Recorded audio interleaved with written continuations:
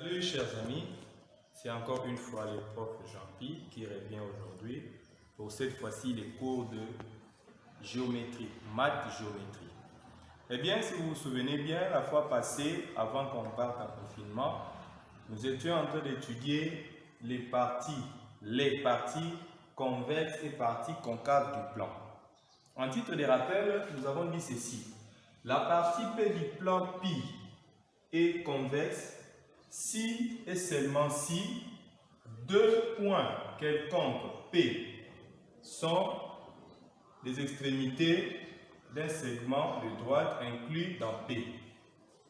La partie P du plan pi est convexe si et seulement si deux points quelconques P sont les extrémités d'un segment de droite inclus dans P. Ça signifie quoi? Quand nous avons par exemple cette figure ici, c'est un plan qui est convexe. Ça signifie quoi? Quand je dessine une droite dedans, vous voyez que toute la droite se trouve entièrement dans le plan. Ça, c'est la partie, ça c'est un plan qui est concave, la partie concave du plan. C'est-à-dire, vous savez déjà que sur deux points passe une droite. Une droite passe par deux points. Alors, ici, si nous prenons deux points ici, les deux points qui constituent cette droite ici, les points A et les points B, nous voyons que les deux points se trouvent entièrement dans le plan. Ça, c'est la partie convexe du plan. Donc, ça, c'est un plan qui est convexe. Alors, pour la partie concave, on dit que la partie P du plan est concave si elle n'est pas convexe.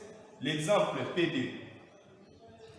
Le plan ici, P2, c'est un plan où il y a une partie concave. Vous voyez le vide ici. Quand je dessine par exemple une droite ici, vous voyez déjà que la droite n'est pas entièrement dans le plan parce que la partie d'ici jusque-là, c'est à l'extérieur du plan. Ceci montre déjà que ce plan ici comprend une partie concave qu'on appelle encore la concavité. Alors, les deux plans ici nous rappellent encore ce que nous avons étudié la fois passée. Si vous vous souvenez bien, je vous ai donné l'exemple de chercher dans la vie courante les objets que nous touchons où nous pouvons trouver un objet qui est concave et un objet qui est convexe. Je vous ai donné cette tête-là. Vous-même, vous savez quand est-ce que vous allez me remettre ça. Alors, aujourd'hui, nous allons passer à la notion des angles. Notion des angles. Nous évoluons avec la matière. Alors, l'angle, j'espère que ce n'est pas un nouveau mot pour vous. Vous avez appris les angles depuis l'école primaire. Alors ici, nous allons encore une fois répéter les mêmes notions, mais nous allons essayer un peu d'entrer en profondeur. Alors, c'est quoi un angle? Par définition, on dit ceci.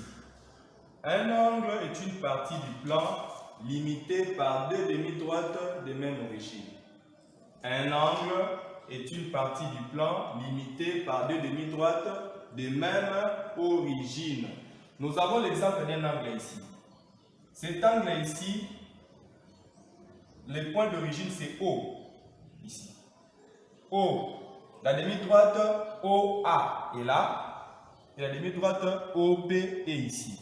Alors, tout l'angle ici, on peut le noter comme étant l'angle AOB, l'angle AOB, l'angle AOB, c'est ça la notation, ou l'angle BOA. Ça dépend de la personne qui note l'angle.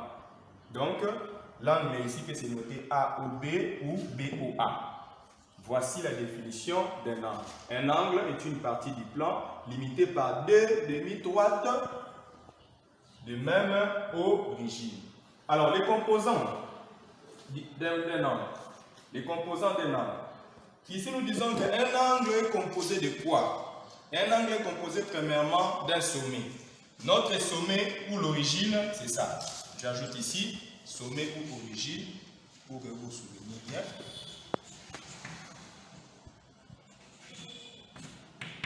Sommet ou origine. Et deux côtés. Un angle est composé d'un sommet qui est l'origine ici et deux côtés. Les côtés, ce sont des demi-droites. Par exemple, les deux côtés de cet angle ici, c'est les côtés OA. OA. la demi-droite OA constitue un côté et la demi-droite OB constitue l'autre côté. Donc, un angle composé toujours d'un sommet et de deux côtés qui sont des demi-droites. C'est clair. Nous évoluons. Unité de mesure. L'unité de mesure. Nous savons bien qu'on peut mesurer un angle avec plusieurs unités, mais l'unité la plus courante, c'est les degrés. Les degrés est l'unité la plus courante des angles. Pour mesurer un angle, on mesure par rapport au degré, mais on peut aussi utiliser d'autres unités. Alors, pour mesurer l'angle, on utilise quel instrument? Nous utilisons les rapporteurs. Nous utilisons les rapporteurs. Je sais que j'ai insisté pendant qu'on était en classe que chaque élève ait sa boîte mathématicale.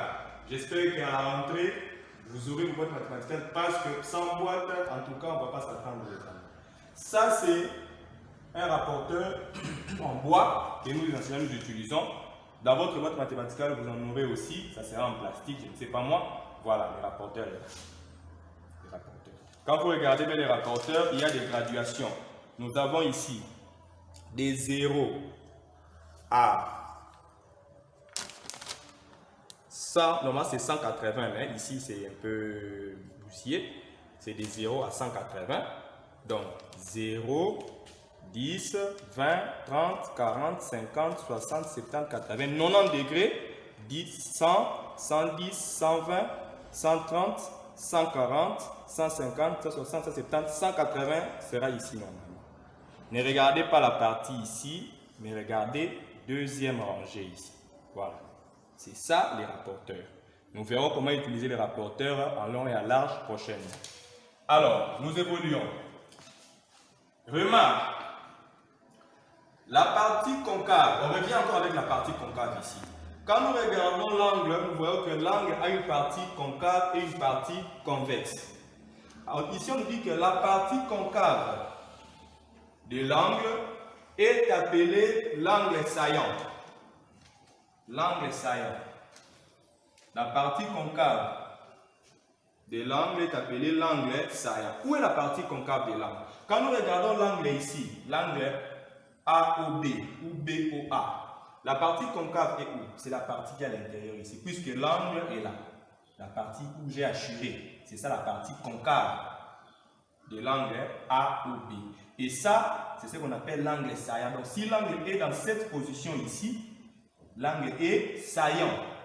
C'est ce que j'ai écrit, j'ai noté ici en couleur. La partie concave se note AOB ou BOA avec un circonflexe au-dessus, un chapeau.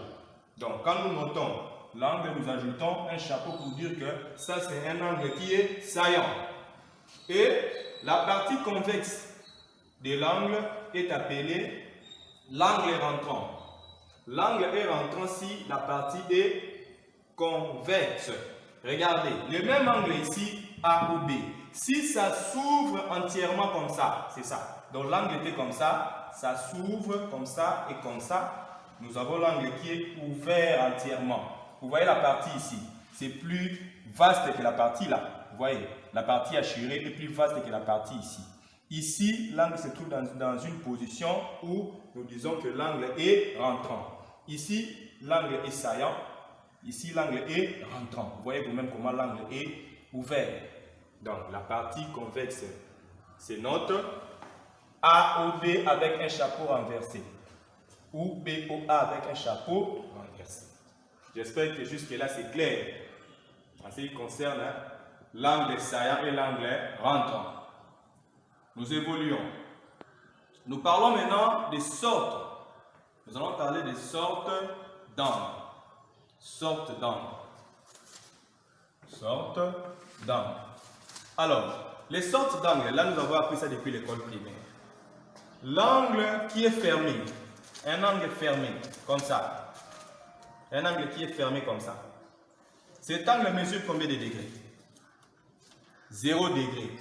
Cet angle-là est appelé l'angle nul. Cet angle ici, c'est encore fermé. Alors, l'angle ici, qui est ouvert un tout petit peu. Cet angle ici, qui est inférieur à 90 degrés, ce sont des angles qu'on appelle angles aigus. Un angle qui est inférieur à 90 degrés, c'est un angle aigu. L'angle ici, qui a la forme d'un L. Cet angle mesure 90 degrés. Cet angle est appelé comment? L'angle droit. Ça, c'est un angle droit. L'angle droit mesure 90 degrés. Et l'angle qui est ouvert et qui dépasse 90 degrés, c'est un angle obtus. Donc, les angles qui sont supérieurs à 90 degrés sont des angles obtus. Et l'angle ici, qui est comme ça, plat. L'angle plat, c'est un angle qui mesure 180 degrés plutôt. C'est l'angle plat.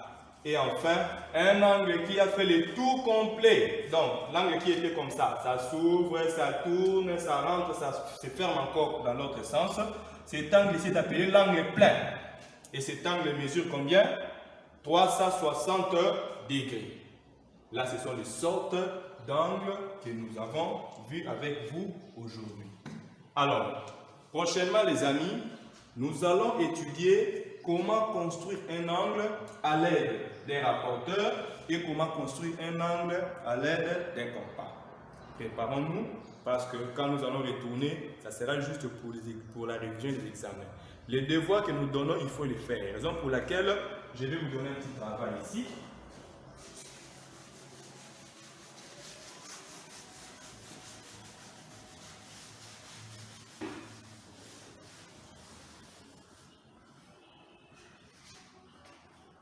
Ce travail, alors les amis, nous avons ce petit travail ici que je vous donne. Vous allez déterminer les sortes d'angles suivants et vous allez lire si c'est un angle qui est saillant ou rentrant. Nous avons le premier angle qui est là. A, angle A ou B. Cet angle ici, vous allez dire c'est quelle sorte d'angle et puis vous dites si c'est un angle saillant ou rentrant. Le B ici. L'angle XOY. XOY. Vous dites si c'est quelle sorte d'angle et vous dites si c'est un angle saillant ou rentrant. L'angle ici C, le point C. L'angle AOB.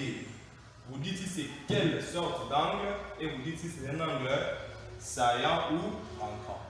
Je crois que la fois prochaine, nous allons étudier en long et en large comment faire construire un angle à l'aide d'un rapporteur et à l'aide d'un compas. Jusque-là, portez-vous bien, que Dieu vous garde à bonne santé. Bye.